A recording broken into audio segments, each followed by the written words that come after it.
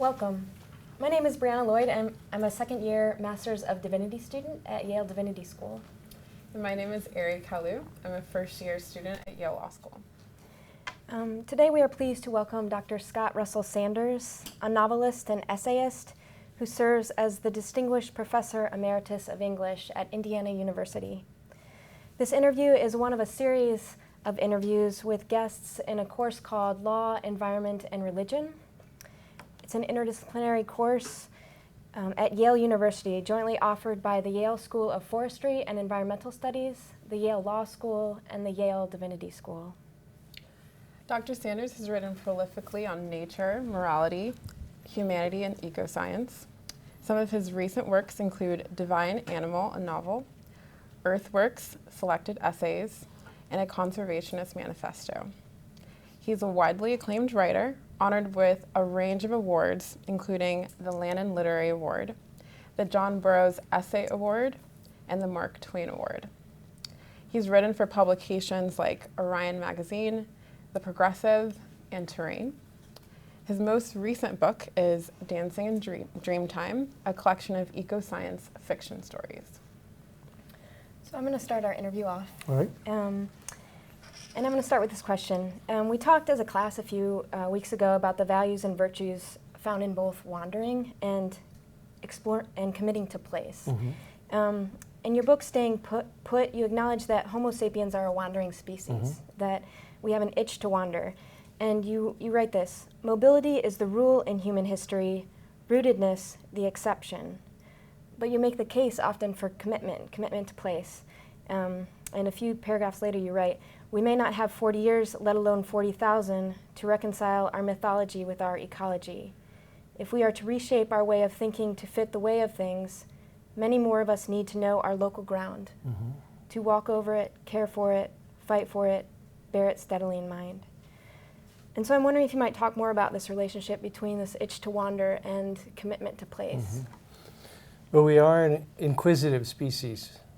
One of the examples I give in that essay is how brief a time it took for the first peoples who crossed the land bridge over the Bering Strait to reach Tierra del Fuego.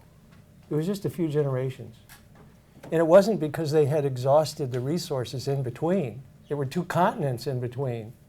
It was because of that question, what's over that next hill? Or these elk or these deer are wandering. Where are they headed? Let's go see. So we're an inquisitive species. And a lot of our greatest achievements are thanks to that impulse, but also we split the atom because of that impulse. And we create poisons and dangerous industrial chemicals because of that inquisitiveness. So it's an unmixed blessing. It's not an unmixed blessing, it's a mixed blessing.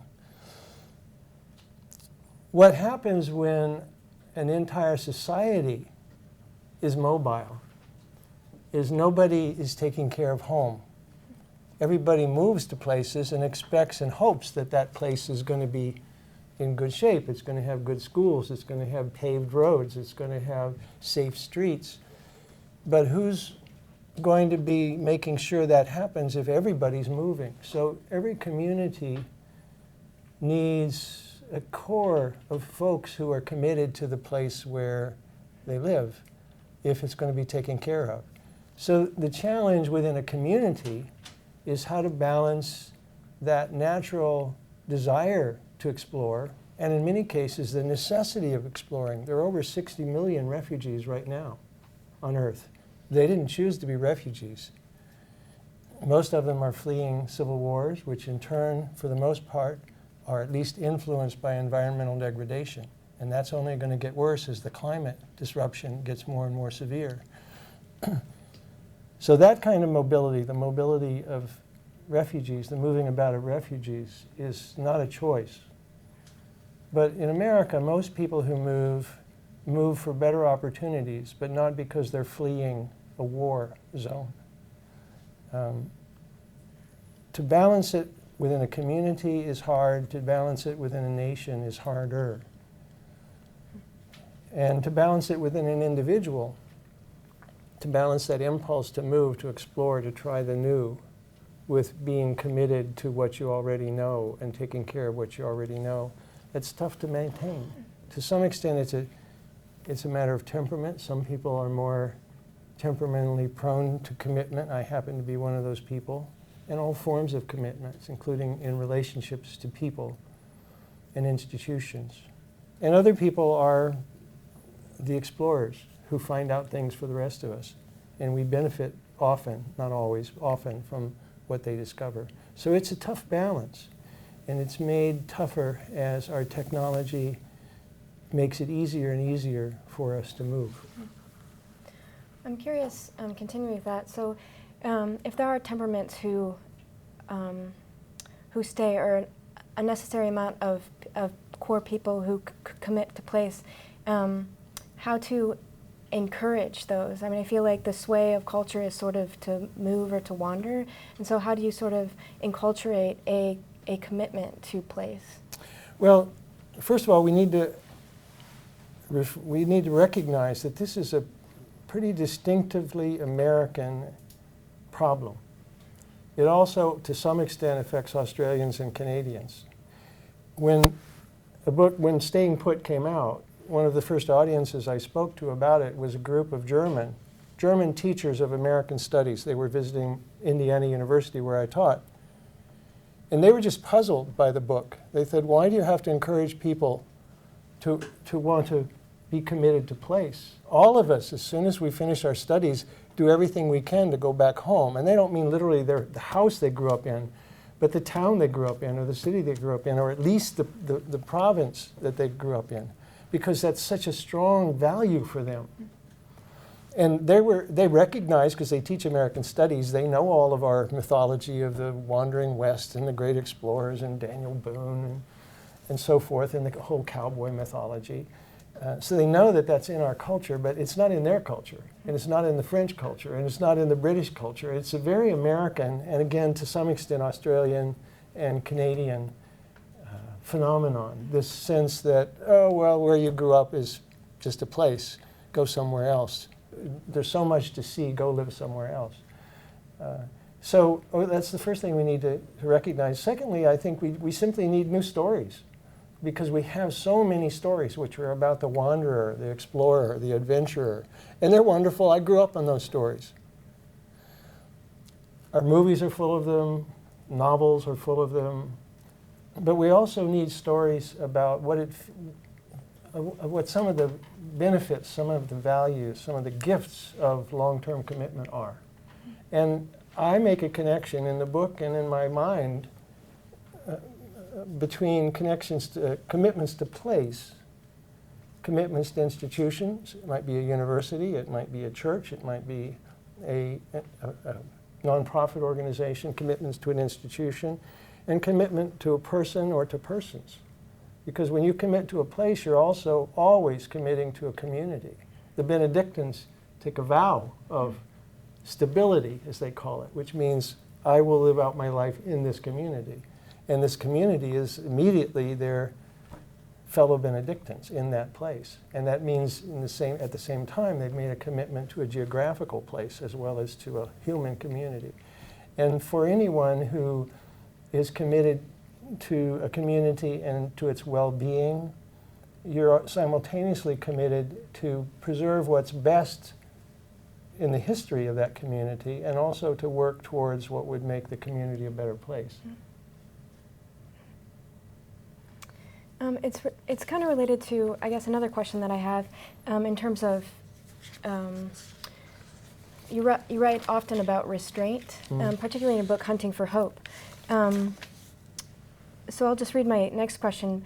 But in Earthworks, you have an essay about a trip you took with your son, which you write more of in your book, Hunting for Hope. I'm not sure which Hunting for Hope came first. But in that book, if I remember correctly, on the way home, you are wrestling with the charge of your son to find hope. And you write these words: gazing down on all of this from 6 miles in the air, I realize that nothing will halt the spread of human empire. Nothing will prevent us from expanding our numbers or our sway over every last inch of earth. Nothing except outward disaster or inward conversion. The word that came to me as I flew home from the mountains with my worried son was restraint. If we hope to survive on this planet, if we wish to leave breathing room for other creatures, we must learn restraint. Learn not merely to will it, but to desire it, to say enough with relish and conviction. And so I think that's sort of related to what you were saying around sort of what might be required in terms of committing to place. But I'm wondering if you might sort of talk about how restraint might be enculturated or... Excellent question. All of these are excellent questions. The word prosperity, the root of it means to swell, to grow. And that's very deeply ingrained in us. It's connected to reproduction, be fruitful and multiply. Our idea that things are healthy only if they're getting bigger. Corporations, universities, endowments, our savings account. We don't want that necessarily to happen to our bodies, although you look across America, it's happening pretty widely. Unintentional pun, to our bodies. So that the notion that more and bigger is a sign of health and vigor, and that staying the same, static or stationary, or even a steady state, or even let alone diminishing, that's a sign of illness. That goes very deep in us psychologically. It's at the heart of capitalism. Capitalism requires perpetual growth. Any company that is publicly traded that is not increasing its gross every year, its number of stores or its number of products, is going to be beaten up by the market because it's failing if it's not growing. Well, on a finite planet, nothing can grow forever. Our population can't grow forever. Corporations can't grow forever. And so there's a fundamental conflict between this impulse, or this, it's almost an instinct, maybe it's at root of biological instinct, that to increase, have to have more horses, to have more children, to have more land, to have more gold, is the purpose of life, is a sign of vitality, a sign of success. That is not compatible. That mythology, all the mythology of that, which is embodied in advertising and movies and novels and the White House at the moment, all of that is in fundamental conflict with living on a finite planet. When the book The Limits to Growth by Dana Meadows and others in the Club of Rome, it was published in the late 60s, the very title caused outrage in the economic world. The idea that there was any limit to growth, that anything could constrain our growth. And the growth not in spiritual understanding or growth in love or affection or spiritual depth, not that kind of growth, but growth in revenue, in property, in weapons, in balance sheets. The idea that anything could place constraints on growth was anathema, and they were roundly attacked. So it's there, as with mobility and the wanderlust that we have in us, this impulse, this desire for perpetual growth, for unlimited growth, goes very deep in us. And yet, if you think about every spiritual tradition I know about, and I was raised within Christianity, but I've read a lot and thought a lot about Buddhism, about Taoism, about certain Native American spiritual traditions. They all teach constraint. They all teach accepting that there are limits to how many deer you can kill without destroying the source of deer in your territory, about how much land you can cultivate before you start neglecting it because it's more land than you can responsibly take care of. They all teach that. The religious orders take vows of simplicity and vows of poverty. And that's not about suffering, it's about living in a way that makes less demand on the earth, so that there is more to share with others. We don't need creeds to tell us want more. We don't need creeds to tell us covet your neighbor's possessions. You guys are just too selfless. You need to be a little more selfish. You know, you need to be a little more greedy. You need to be a little more violent. There are no creeds that say that, because we don't need to be told any of those things. But what all spiritual traditions, again, that I know about, and if others in the room, when we all get to converse later, know of traditions that really encourage ethical teachings, that really encourage us to use more, to have more, to want more, I'd like to hear about them. And it's not a coincidence that the Hopi and the Navajo and the Buddhists and the Quakers and the Catholic Church and Catholic religious orders and so forth all say that material acquisition and piling up material things is not the point of life. In fact, it distracts us from what life is for, what life is about. Let me just introduce population, because it affects everything that we might talk about here, but in particular, it affects growth. The human population has tripled in my lifetime. It was 2.6 billion when I was born in 1945. And I'm 71, and it's now, what is it, 7.3, 7.4, 7.4? It's tripled, a little over tripled, actually. Yeah. And that drives everything else, that affects everything else we might talk about. It affects war, it affects refugees, it affects environmental, the stresses on the environment. It affects the maldistribution of resources, of money, of access.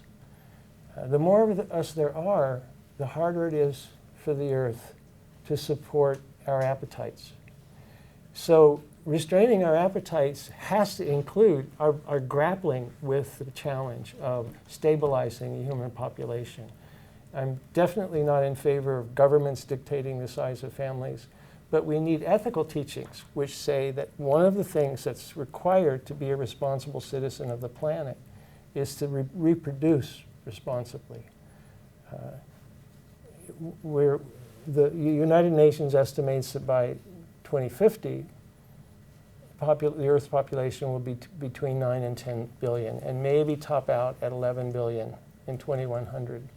There are already more than 1 billion people who go to bed hungry every night right now. Malthus was actually right. People say Malthus was wrong for early 19th century when he predicted that humans would outstrip their ability to feed themselves. And then we're told, well, look, industrial agriculture, look how many people we feed. We sure feed a lot more people than Malthus thought we could feed. But we're not feeding about 1 billion people, which was more people than were alive when Malthus made his prediction. So we're not able to care adequately for all the humans that are alive now, even in this richest of all countries. I'm going to correct that. We are able to do so. We're not willing to do so. We have the means to do it. It's estimated that 20 million people will die from the drought in Africa this year, especially in the Sudan and Yemen. 20 million people die of starvation.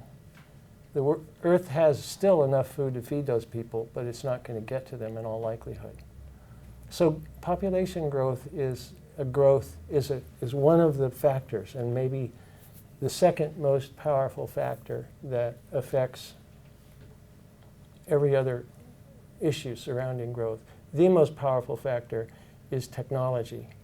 The technology multiplies for good and for evil, or for good and for bad, multiplies the effects of human choices.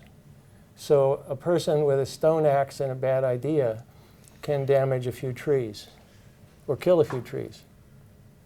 A person with an earth mover or a bulldozer or dynamite and a bad idea can destroy a forest. And you can pick out your own examples. Technology amplifies the choices that we make. And our technology becomes more and more powerful, and not just big machines, electronic technology, as we've seen with the proliferation of instructions for how to devise bombs and so forth, or how to commit various kinds of violence, can be disseminated through the very powerful global electronic technology that we've created. So, Thank you. And so this, I guess, idea or ethic of restraint that you speak of, it seems deeply connected to this idea of holism, the wholeness of things, that we're all interconnected, that our behaviors and activities are somehow kind of resonate throughout all of creation in a way, even in the small or big ways. And you speak of that idea of the whole of things a lot in your writing. The idea not the world's most precise phrase, right? The whole thing. Yeah, and I think it's great because it kind of just captures this this bigness, I guess, of everything. And so in some of your work, you go so far as to claim that the wholeness of creation springs from one source, an absolute, a monad, a ground of being. In kinship and kindness, you say, when we try to pick out anything by itself, we find it hitched to everything else in the universe. So I'm really interested in this idea of wholeness and would love to hear you speak more about it, especially if this, I guess, idea of wholeness could help activate in us a response to some of these ills that we're seeing in our world, a different kind of paradigm to think about how we're connected to everything else. You probably know that the Dalai Lama, when he's on a couple or several occasions, when he's asked to summarize his religion, he said it's kindness. Right? And one sense of kindness is to treat other people compassionately and caringly, and I'm certain that that's part of what he means. But the root of kindness is a sense of kinship, that I am related to, I am connected to this person or this place or this animal or this ancestor that I am treating in a compassionate way. I am connected to them. That's why I treat them that way. And it's way easier to encourage a sense of dividedness and antagonism because fear is easier to provoke than compassion. Compassion is just as fundamental an impulse in us as fear is. But the triggers for fear are deep biological. They go clear back to our earliest level of our brain. And it's very easy to elicit. And again, we see that on the national scale in the United States and have seen it in particular in a gruesome way in the last 12 months. But compassion, which doesn't go as deep in us biologically, does go very deep in us compassionately. And again, I'll cite the Dalai Lama, who's a much wiser man by light years than I would ever be. But this seems profoundly wise to me. He says, of course we're capable of anger and vengefulness and jealousy and so forth. But when we experience those things, we feel bad. It does not feel good to be angry. It does not feel good to be hateful. But when we're loving and when we're compassionate, then we feel good.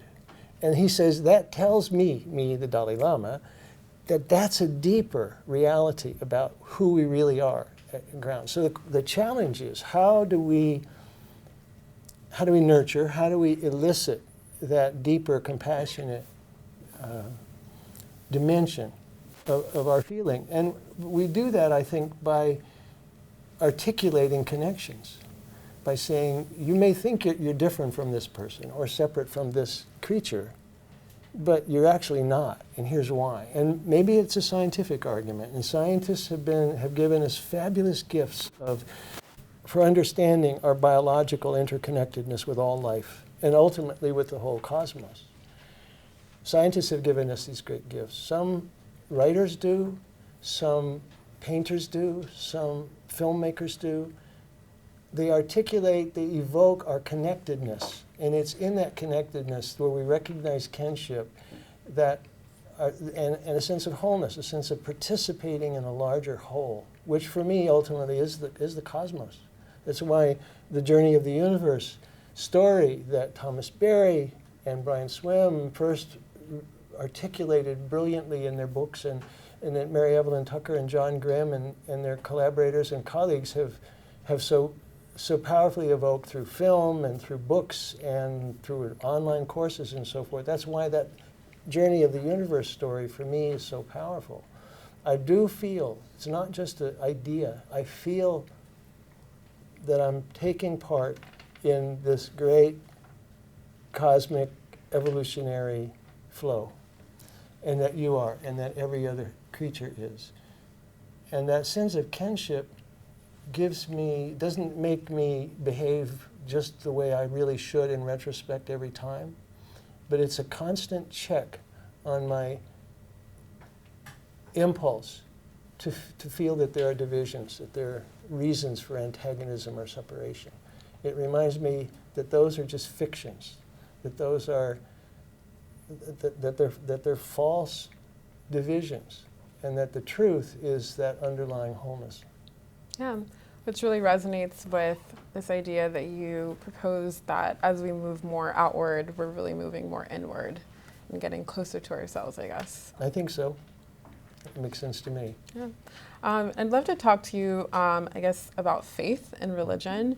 Mm-hmm. In one of your discussions in Kinship and Kindness, you draw on a description of religious sentiment as a feeling of something limitless or unbounded, something oceanic.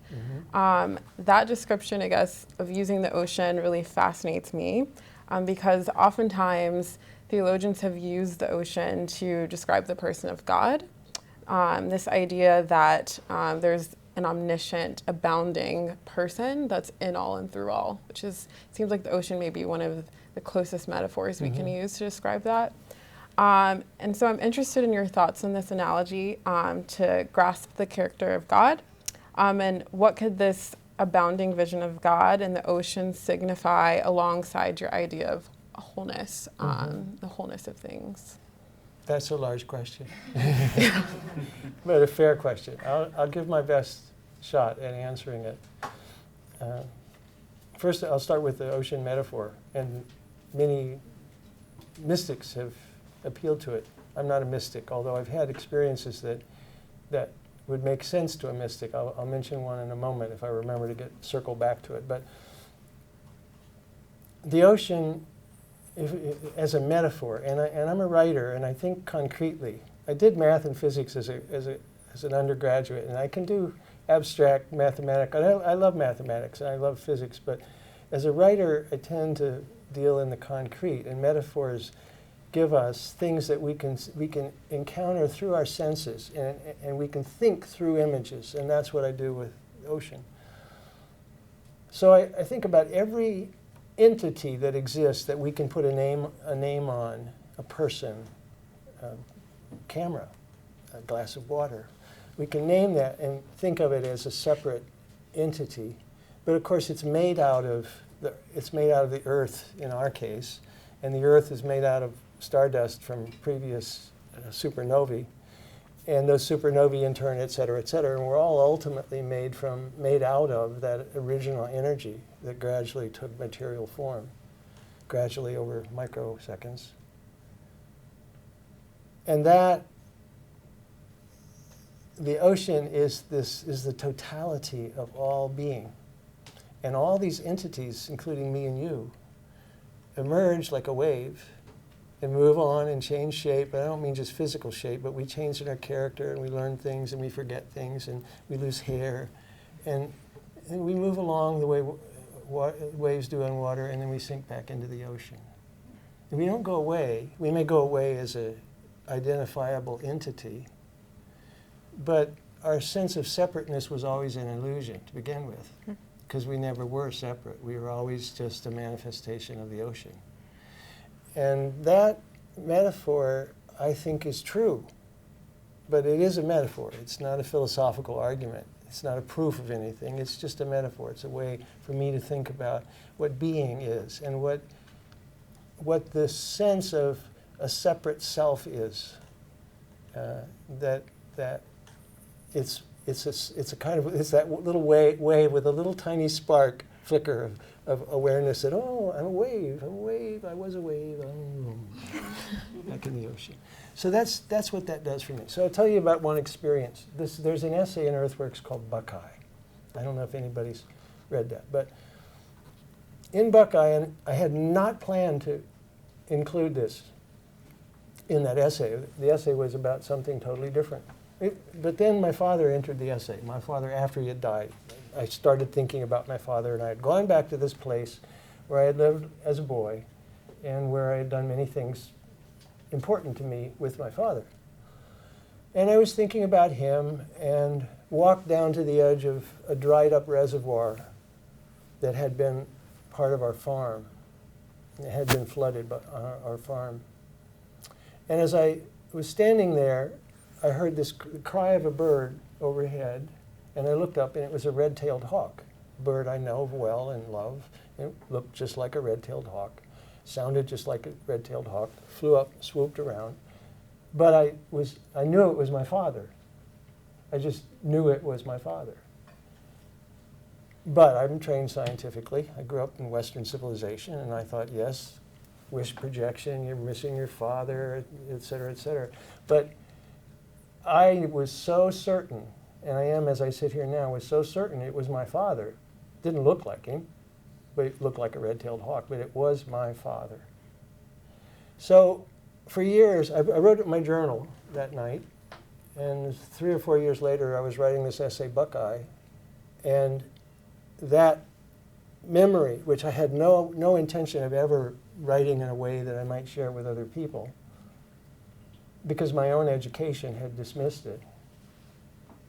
That experience forced its way into the essay, and so it became the end of that essay. The first time I read it was in my hometown of Bloomington, Indiana, and in the audience were 2 Shawnee, a friend of mine named Dark Rain Tom, and a friend of hers, also a Shawnee who was visiting from Oklahoma, where the Shawnee were forced to go. Their native territory was in the Ohio Valley. He was visiting, and he came to this reading. And when it came to the point in the essay, that as I read it, in which I said, I looked in the sky, and I saw my father. And I knew it was my father, and my education told me that it was just a wish projection and fantasy, easily dismissed. And this friend of my friend leaned over to her and said, "He's Indian, he just doesn't know it." Now, he didn't mean I was imitating being an Indian or being some sort of faux Indian. He meant I was having an experience that he completely and utterly and directly understood in terms of his sense of the world. And he came up to me afterwards and he said, "You know, spirit is inextinguishable. So when people die, their spirit continues, and they take other forms." Well, in his worldview, it made total sense. He wouldn't have needed an explanation. He might almost have expected that such a thing would happen. But in my worldview, because of the story in which I had been brought up and trained and really 99.9% embrace, it made no sense, or it made a sense that simply would dismiss it as something real. If what gives shape to us, that brings that temporary wave that rises out of the ocean and then disappears, changes shape over time, if the impulse that brings us into being and then reabsorbs us after death, there's no logical reason why that impulse would ever disappear. It would just take different forms. It might just take different forms. Well, since that essay was published, I've probably have received 100 messages. Sometimes somebody will speak to me after a reading. I haven't read that essay aloud for years, but somebody who had read that essay and came to a subsequent reading of mine would come and tell me that they had had a similar experience. And I've also received many letters and emails about that. The most common birds, if you're curious, are owls. And follow that, after that, birds of prey, and then butterflies. also red foxes, coyotes, and those are very, very common animals. And the way people will describe it is that, a month after my grandfather died, a bird came, and we were sitting on our patio, and we were talking about grandfather, and in the chair that he always sat in, an owl came up as close as I am to you, sat on the back of that chair, and just stared at us for 5 minutes, and then took off. And she said, and when he landed, the woman told me this, when he landed there, I looked at him, I knew it was my grandfather. What do you do with that? What do you do with that? In our culture, it's hard to figure out what to do with that. Because we are, again, the current occupant of the White House notwithstanding, we are essentially a scientifically trained society. We see the world as having mechanical causes. So there's no way to explain that owl except, well, it was just a coincidence. Even though no owl had ever landed on that chair before, and it stayed there for 5 minutes that close to us. We need stories that help us accept that not all mysteries are explicable by material causes. I guess that's what I would be. Now, nature of Godhead, have no idea. I like Tillich. The ground of being is from Tillich, and many other theologians have used it, but at least that's where I came across it. I don't know if he was the first to use it. It's the unnameable, which is, we know we're in this reality, and every year reveals that the reality that we thought we were in is even bigger and older, not older necessarily, but bigger and more complicated than we had imagined previously. I remember in a class 20-some years ago, not long after the Hubble Space Telescope had gone up, I brought in the front page of the front section of the New York Times, and I handed it around to a class of very bright students. And I said, tell me what's news on this page. And there was Israeli-Palestine conflict, et cetera. There's scandal in the White House. There's the market goes up or the market goes down, and there's this, that, and other squabble. And down in the lower left-hand corner, astronomers discover that there are 5 times as many galaxies as they thought. There weren't 10 billion galaxies. There were 50 billion galaxies. And of course, the students immediately said, oh, there's the news, right? So because of one scientific instrument, we learned that there are 5 times, and at that point, we learned that there are 5 times as many galaxies. And it's in the tens of billions, as we had thought before that experiment was run. You know what the number's up to now? Does anybody know a recent number? It's 250 to 300 billion galaxies. We know we're here. We know each of us as living creatures are here very, very, we're just little fireflies, right? Just a little flicker. That's all we are in the cosmic history. But here we are, and astoundingly, we have this capacity to think and use symbolic language like speech and writing and images. And we have this capacity to look back at, or look out at this extraordinary place. And collectively, we have discovered and invented and developed technology that allows us to look at it, to measure it, to figure out how old it is, to figure out whether it's expanding or contracting. It's actually still expanding, and it's expanding faster than the old model said it should, which is why there has to be more dark matter out there than we thought there was. It's just amazing that we're here, that we're able to think about it, that we're able to articulate ideas about it, that we're able to make discoveries about it. And I don't for a moment assume that we're alone in the universe doing this. Whatever other creatures there are, it's a big place with a lot of suns, and it's just, to me, inconceivable there aren't other life forms. And it's also pretty unlikely that there aren't many other examples of intelligent life forms. But here we are. All we know is we're here. All we know for sure is we're here. And we have learned a lot about how it works. We have no idea why it's here or what it comes from. So we use words. We use the word God. We use Yahweh. We use Allah. We use Brahman. We use ground of being. We use the mystic ocean. And we use all these different words, and we still have this fundamental mystery that probably every human who's gazed up at the dark night sky has thought about.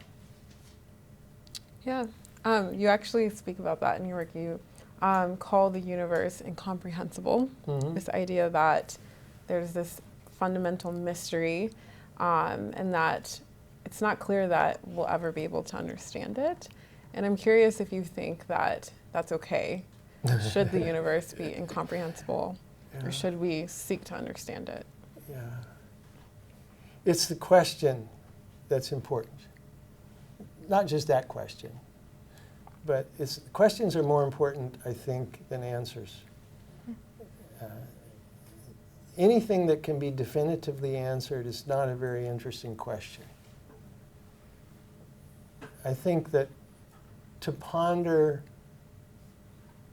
where life came from, I mean just like where existence, where being came from, and this phenomenal energy that's embodied in material, in matter, all of which can be converted back to energy, where it all came from, and whether it has a purpose. I want it to have a purpose. I hope it has a purpose. I don't mean that I individually have a purpose. I want all of the whole shebang to have a purpose. Whether it does or not, I think there's no way we can possibly know. But we have to live in light of hunches. Some people call it faith. I call it hunches about what it all might mean, where it all might be going. And as long as we have minds to inquire, I think we'll keep inquiring. And no, I don't think the universe owes us an answer. If I did, at least, it wouldn't necessarily grant it. Well, thank you so much for It's been a joining us pleasure. today. So much, yes. It was a pleasure. Thanks for your questions. And thanks to all of those who've shared this with us.